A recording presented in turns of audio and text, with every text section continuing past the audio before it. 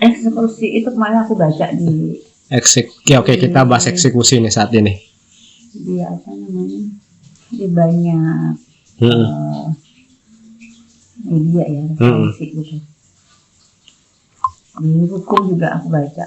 Kebetulan teman-teman aku 2 orang itu kan backgroundnya hukum. Iya. Yang satu pernah kerja jadi pengacara. Wow, luar biasa. Cuman nggak lama karena dia harus fokus ke anak-anaknya. Iya. Janjian juga sama suaminya. Iya. Gue di rumah, lo kerja. Suaminya dokter. Ya, secara finansial udah mapan. Iya. Aku tangking-tangking, Mbak, karena ada kasus ya, kasus nyata gitu. Pengguna liar itu apa? Aku tanya itu. Aku nggak ngerti. Aku pengen bahas tapi aku nggak ngerti. Aku gitu. Jadi katanya pengguna liar itu pengguna yang nggak ada surat, yang nggak ada legalitas. Ya, jadi ya kayak kita ini lah, kita masuk ke kategori pengguna liar. Gitu. Terus aku baca nih, pengguna liar, hubungannya pengguna liar, kerohiman atau uang kompensasi ya, sama eksekusi. Aku tadinya tertarik ke kerohiman, cuman sebelum ke kerohiman, aku harus belajar dulu nih, kerohiman ini diberikan pada saat apa, gitu kan? Terus aku belajar yang namanya eksekusi. Semua orang bisa melakukan eksekusi asal, ya, pihak instansi manapun bisa melakukan eksekusi asal satu ada surat dari polisi, karena yang memberikan garis polis line untuk tidak disentuh sebelum masa eksekusi itu datang, itu adalah polisi. Berdasarkan apa? Berdasarkan pengadilan dari Mahkamah Agung, berat berarti yang prosesnya dikeluarkan sama hakim. Ini kan nggak ada. Saya sewenang-wenang. Banyak kasus-kasus eksekusi yang dilakukan sama instansi ya, instansi pemerintah. Kayak misalnya kemarin ada Komplek Kodam, ada Pegadaian, ada PJKA, banyak lah, ada macam-macam. Salah satunya juga di sini ada pajak juga gitu kan, ada bea cukai juga gitu. Itu kalau aku ngelihat mereka juga kan punya pengacara nih, pengacara perusahaan itu kan ada. Aku ngelihat itu mereka tidak bekerja sesuai prosedur ya, mengeluarkan surat atau SP itu saenak udele gitu loh. Karena punya perasaan merasa berkuasa, saya punya power bisa nekan Anda semua. Gitu. Karena jabatan. Harusnya kalau mereka mau mengeksekusi kita digugat dulu nih. Iya. Nggak langsung. Digugat atas tuduhan apa nih? Misalnya. Di situ di dalam surat SP1, SP2, SP3 itu ditulis kalau kita dilarang memperkaya diri sendiri dengan cara menggunakan memanfaatkan bangunan yang kita tempati. Nah, iya itu betul. Jadi itu aku lupa ada berapa perintilan gitu. Terus kemarin kita diskusi tuh. Coba kita bahas, tapi aku paling ingat yang ini yang paling bawah aku bilang gitu. Memperkaya itu kita ngapain ya? Gitu kan? Kita nggak ada memperkaya diri. Kita ngapain nih Mbak? Kita ngapain nih Mas? Gitu kan? Kita diskusi rame-rame tuh kemarin. Kalau dilihat dari oh iya, di situ poin 3 ada korupsi juga. Nah kita korupsi kita bahas satu-satu nih gitu kan. Tapi yang paling ingat itu 3 sama 4. Korupsi kita korupsi apa ya? Iya. Kita cari duit sendiri. Betul. Gitu, nggak ada masalah. Iya. Mau sehari 1.000, 2.000, 10.000, 100.000 kita cari sendiri gitu. Nggak ngambil dari duit kantor juga, kita nggak kerja di kantor itu gitu kan. Kita nggak kerja di instansi itu gitu. Korupsi dari mana? Tuduhannya udah nggak benar, ya kan? Terus yang kedua itu tadi dilarang memperkaya diri. Ya memperkaya diri mah kita nggak ada, ya kan nggak memanfaatkan. Memperkaya diri itu dari apa? Kita memperjualbelikan bangunan ini? Nggak ada, iya. Kita hanya pakai doang, mendiami. Kalaupun kita memberikan fasilitas kepada mahasiswa dari instansi tersebut untuk ngontrak ya atau untuk tinggal di sini, biarpun cuma 1 atau 2 kamar, itu kan tidak untuk memperkaya diri. Iya, untuk menambah penghasilan. Membedakan gitu ya. Iya. Menambah penghasilan atau mendapat penghasilan dengan memperkaya diri dari bangunan itu beda. Ini juga nggak dihituin. Iya. Makanya pas kemarin itu ada yang berani gitu ya, datang ke pengadilan tata usaha, tata negara. Iya. Tata negara di sini itu dia bilang ini surat menyalahi peraturan. Aku baca lagi tuh.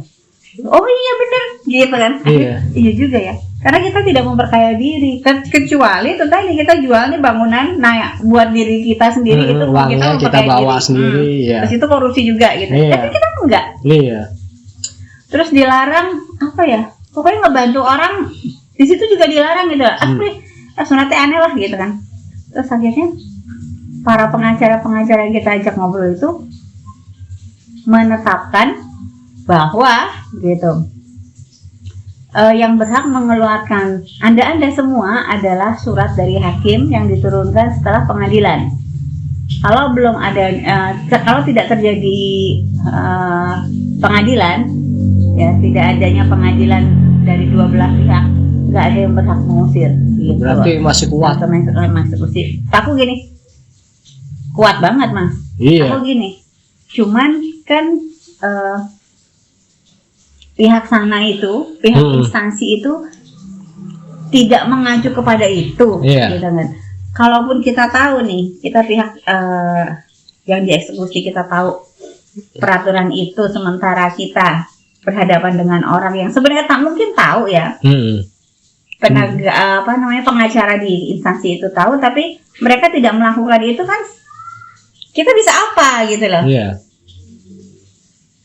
Kita bisa apa? Kita datang ke sana baik-baik, ngomong, dibilang kita kooperatif. Aku bilang, iya memang kita kooperatif, tapi kooperatif untuk apa? Kooperatif untuk menanggapi surat ini. Disuruh datang, kita datang. Betul. Jadi sebatas kan, itu loh. Iya. Gitu. Sebatas itu. Kita tidak menyetujui angka yang disodorkan juga gitu, karena angka yang disodorkan cuman Piro sih. Iya. Hidup sebulan nggak cukup mas. Iya mbak udah selalu bilang, pokoknya kecilnya luar biasa. Sekolah anak perlu duit. Iya. Mondar-mandir cari rumah perlu duit. Betul. Gitu. Udah habis dulu di transport. Berarti mbak kesempatan untuk kayak kalau bilang Arsenal ya, serang balik mbak. Kepada instansinya menang, justru mereka nanti kalau bahkan ini bisa jadi kasus nasional nih mbak. Perang berarti udah intinya main di media nanti. Itu gitu. Nah salah satu orang yang berani itu bilang ini kalau sampai diajukan gitu ya, kita teruskan, malu. Iya. Instansi malu. Aku bilang lanjutin tuh gitu. Iya. Kalau aku terus senang, aku mau maju. Iya betul. Sama seperti yang ada gitu. Seperti yang ini gitu. Tapi ada satu pemikiran yang gue capek juga gitu. Gue capek maju. Kemarin gue maju gue sendiri. Iya. Gak ada siapa-siapa, gak ada yang backup gitu. Iya. Aku pelajari semua undang-undangnya, bagaimananya meskipun gak paham kalimatnya ya, tapi adalah beberapa yang bukan bahasa hukum juga aku tahu gitu loh, maksudnya ke situ. Itu sih. Akhirnya aku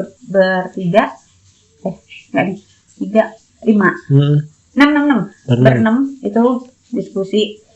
Kalau memang ngerasa capek ya sudah ikutin aja gitu, tapi tetap harus bergening di angka, karena angka segitu tuh juga kita sebagai orang yang dikonsultasiin gitu ngerasa itu nggak fair gitu. Gimana bisa buat hidup, buat ngontrak rumah nggak bisa. Iya. Gak cukup mas. Betul. Ngontrak rumah sebulan sama makan nggak bisa. Makanya Tuhan ini bener mbak ya, yang mbak selalu bilang masih ini ya mbak ya, masih ngeliatin banyak jalan, ngerti nggak mbak kelemahan dari mereka? Iya. Itu. Nah itu aku juga ditawarin, ditawarin nih kan, gimana mau kick balik nggak? Aku sih bisa kick balik, tapi kalau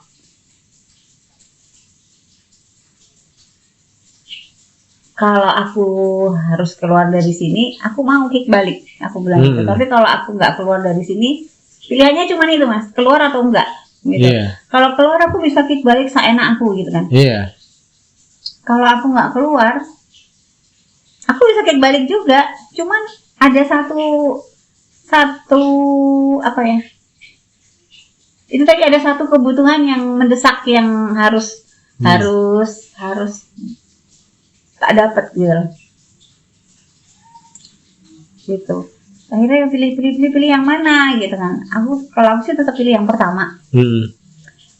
Tapi aku tetap mau kick balik meskipun aku nggak melaporkan mereka ke pengadilan tata negara gitu ya.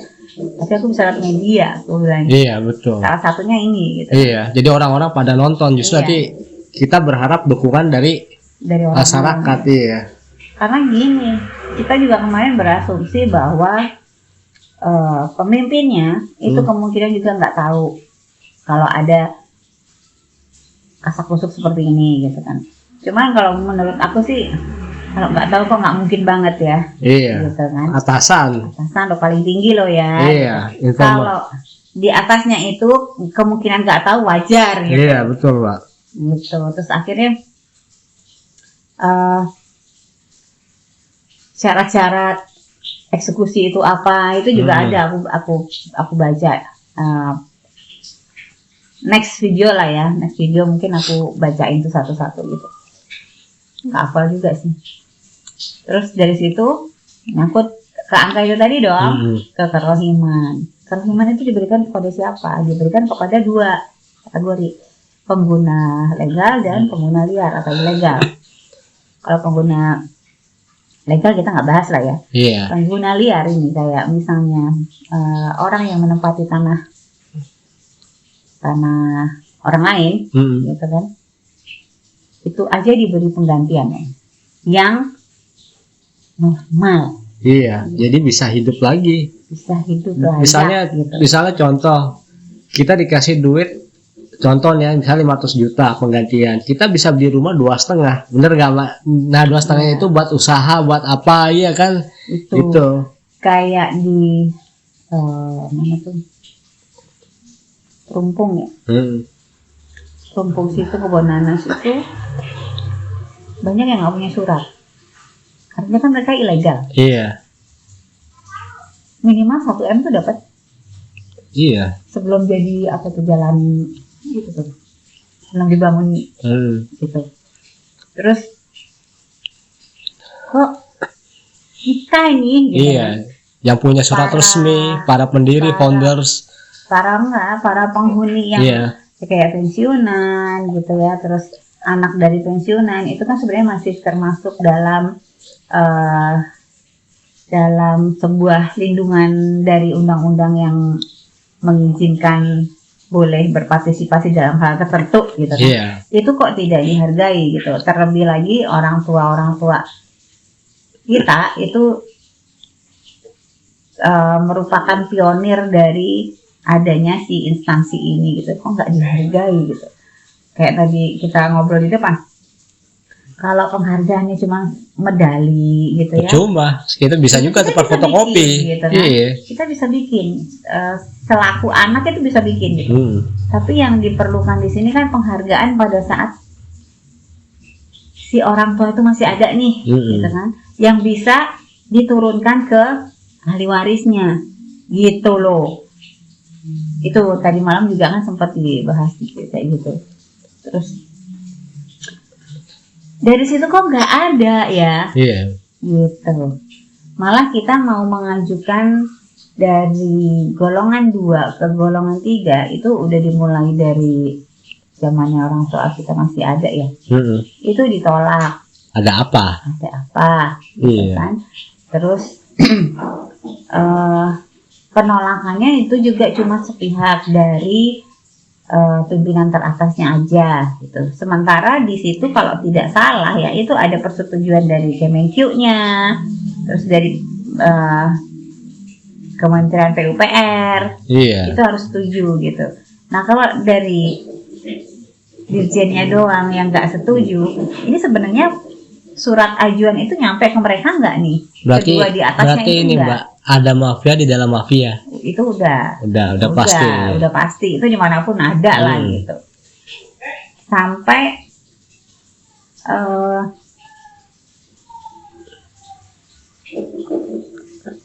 Sampai ada banyak kasus-kasus yang sebenarnya sih bisa nyeret orang-orang ini gitu. Iya. Cuman aku nggak mau lah gitu. Udah itu urusan, kalau untuk oknum-oknum biarin aja lah. Urusan oknum itu sama beliau yang di atas gitu. Iya, karena lebih tahu hukuman yang pantas didapatkan. Nah, itu biarin aja gitu. Itu aduh, ngeselin banget gitu. Sampai, ya Allah, kok begini ya? Itu masih kecil loh Mas. Iya. Masih bocah loh. Ya tangga bocah, umurku sama umur dia tuh 2 kali lipat gitu. Iya, 2 kali lipat umur dia, itu umur gue gitu loh. Gitu Masih loh. 30-an ya berarti. Belum nyampe Mas. 20-an ya, masih 20-an. 20-an, 25, Ya ampun. 27, sanak gue. Iya. Gitu loh. Ya nggak tahu apa-apa. Itu kok berani menekan ya, Iya. menekan orang tua gitu yang pakai bahasa yang nggak sopan, mengintimidasi. Iya. Kayak kita sih, Ini kayak kaget jabatan. Wah, umur segini kok gue dapet udah dapet, posisi. nah. Iya, jadi akhirnya semena-mena. Inilah orang yang nggak pernah belajar leadership kayak begini. kalau kita sih kemarin sadar bener gitu. Ya ini masih kecil lah gitu ya, Iya. sudahlah biarin aja gitu. Tapi aku percaya di saat titik dia pasti berubah. Nah, perubahan itu tak rasain banget pas dia bilang ada satu tulisan aku yang itu. Oh ya Mbak bilang iya. Itu bagus gitu kan. Tapi ya bagus, gue sentil kok. Iya. Cuman kalian ngerasa nggak nih disentil? Betul. Gitu. Jangan hanya bilang bagus ya kan. Iya, Semua itu gitu. harus ada aturan hukum. Kalau ada aturan hukum itu enak. Kalau semua mau buat aturan sendiri, jadi adanya kekacauan kinerja semua. Akhirnya yang jelek jadi instansi yang bersangkutan. Ini kadang-kadang nggak paham cara kerja itu kan, dilangkahi semua. Jadi ya inilah disebut semau gue, budaya kerja semau gue yang akhirnya menyebabkan kekacauan. Ya gitu, sampai akhirnya ya sudah gimana, ya sudahlah kita berjuang di bagian yang pertama aja aku bilang. Kalau bagian kedua mungkin kita bisa pakai strategi masing-masing ya, aku bilang.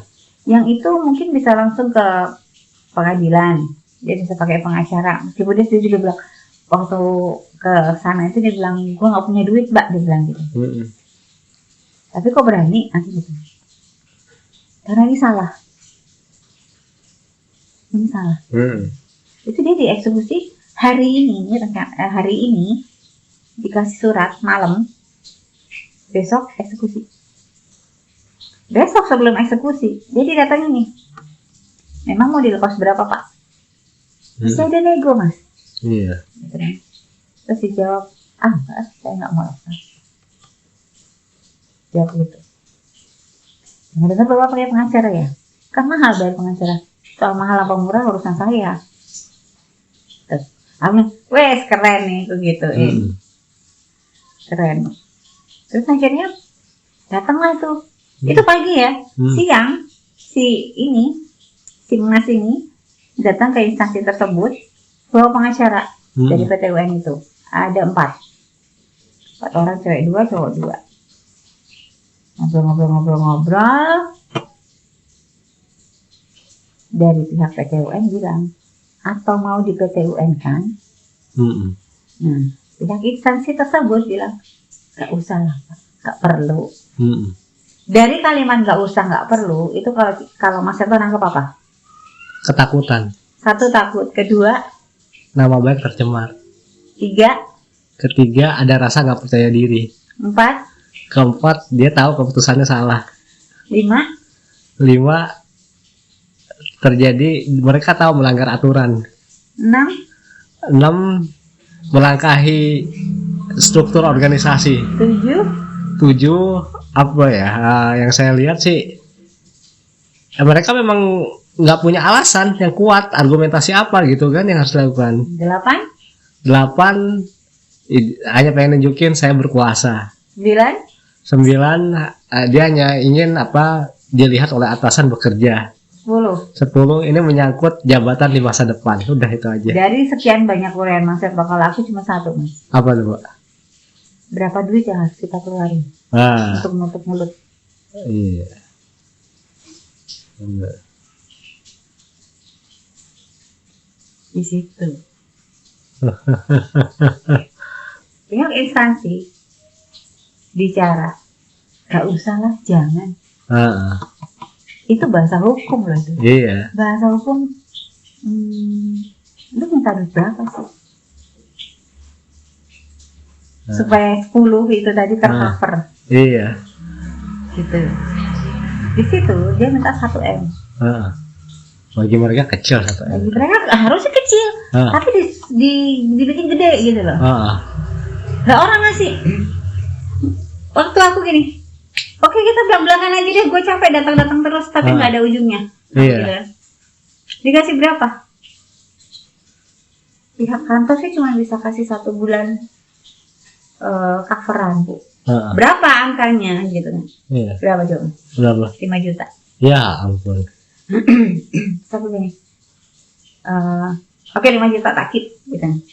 Takip tapi nggak ngomong. Tapi di keep, aku bilang aku keep, mereka salah tangkep. Iya. Setuju gitu kan. Padahal enggak. 5 juta itu tak jadiin olahan gitu. Tak keep di otak buat diolah gitu. 5 juta, Mas. Ya buat apa? Itu tadi, mindahin anak sekolah, perlu biaya. Cari rumah buat kontrakan, perlu biaya. Iya. Ada makannya, ada bensinnya ya. Betul. Gitu kan. Terus buat ngebenerin rumah yang kita kontrak, pasti ya ada.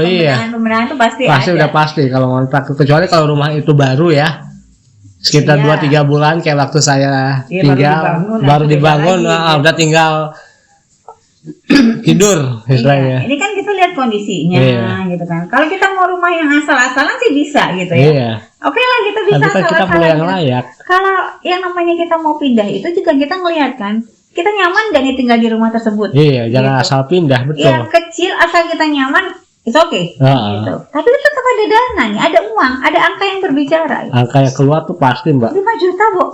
Terus aku nanya, aku mau ngajuin kan. Kayak bisa 1 tahun minimal. Dan nggak segitu gitu. Maksudnya nggak 5 dikali 12, nggak segitu gitu loh. Iya. 1 tahun itu 1 tahun yang pantas. Iya, bukan 1 tahun hanya 1 bulan. Iya. 1 tahun yang pantas gitu. Terus komentarnya apa? Duitnya siapa? Tapi yang tadinya kencang gitu, terus duitnya siapa? Gitu. Dengar kan aku? Ya duitnya siapa kek? Aku bilang gitu. Gila ya. 1, 2, ada pelarangan atau ada negosiasi tertentu nih, kita udah tahu banget ada di zaman dulu juga udah ada.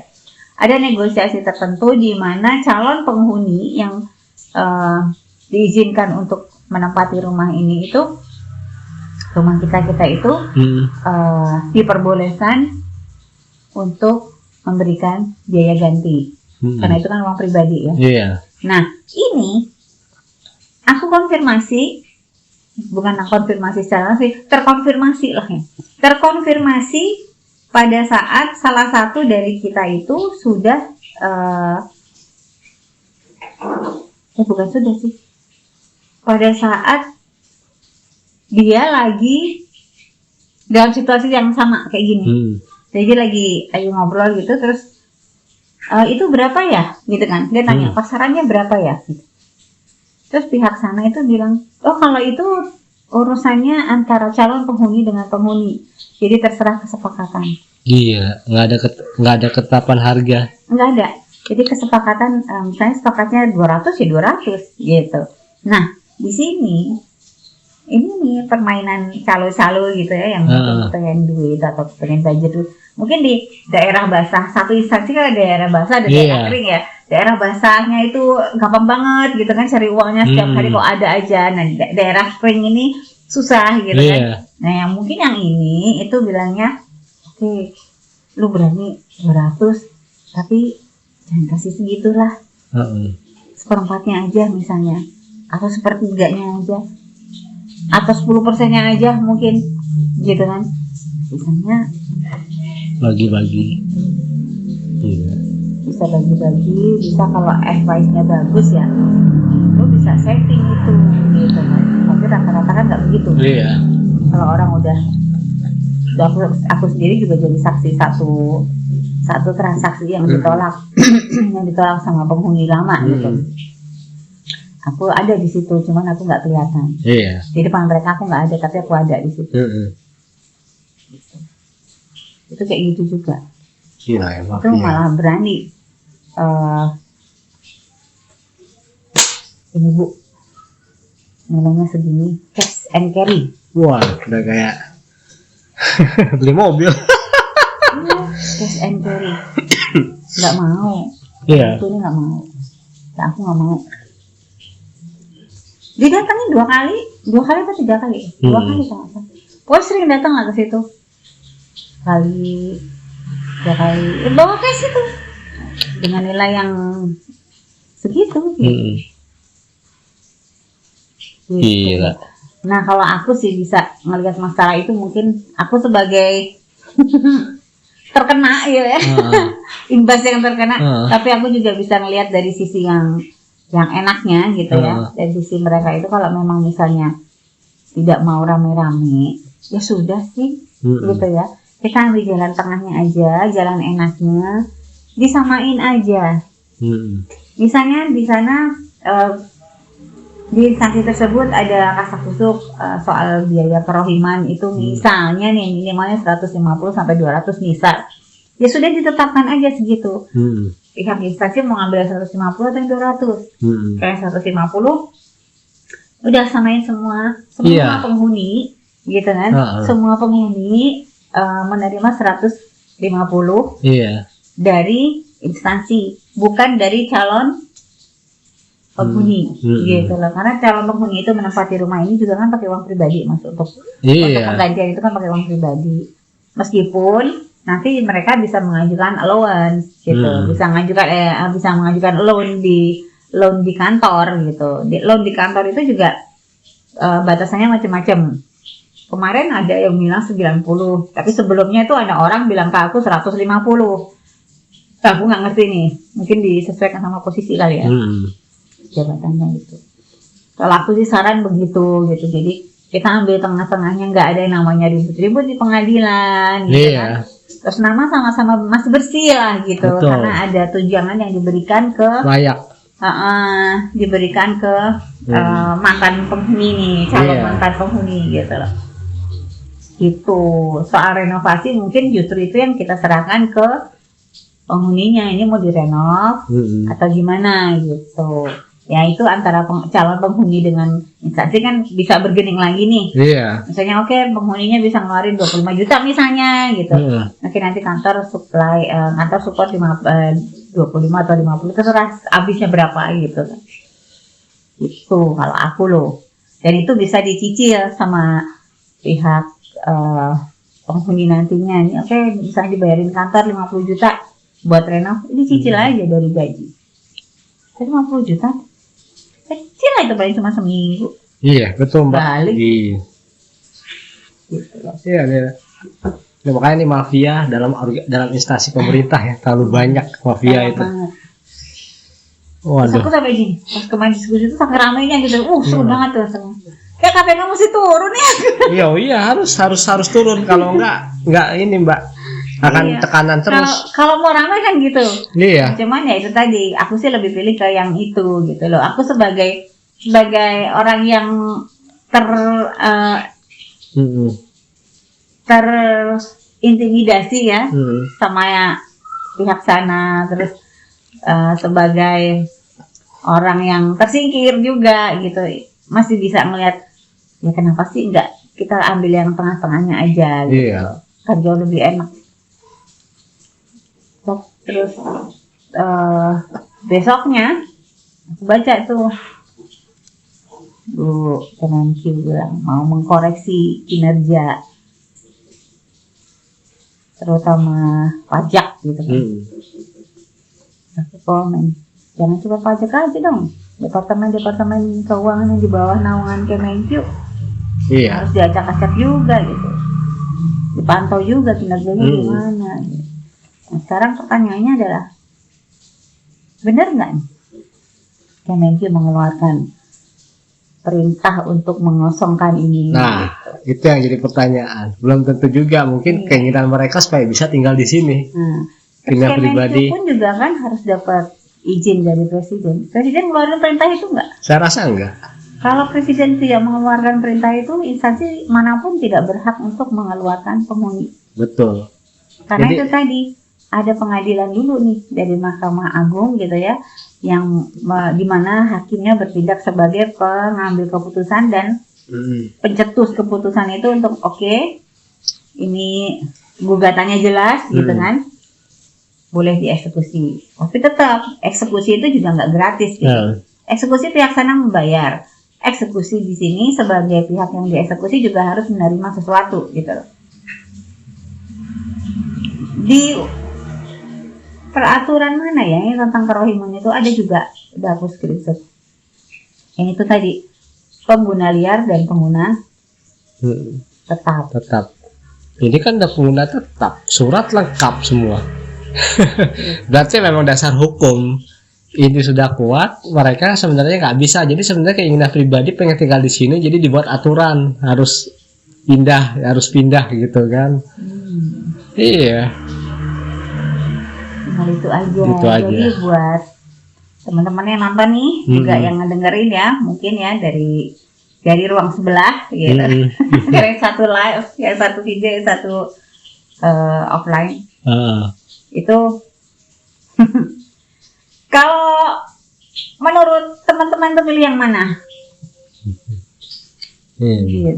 Mau yang jalur tengah, kita sama-sama enak gitu ya, menjaga nama baik instansi juga gitu, tapi memberikan imbalan atau bukan imbalan sih ya, mungkin uang ya kerohiman itu tadi istilahnya, uang kerohiman atau kompensasi yang sebenarnya di cover sama kantor, kemudian diberikan kepada kita sehingga si calon penghuni tidak mengeluarkan uang sepeser pun, kecuali untuk memperbaiki rumah mungkin gitu. Atau ya itu nilainya cuma segitu gitu loh, tapi penghuni lama yang harus keluar itu tidak bisa bergerak.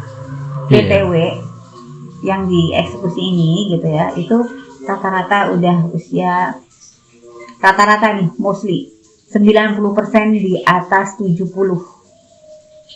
dan tidak berpenghasilan. Cukup nggak itu 5 juta untuk hidup? Cukup.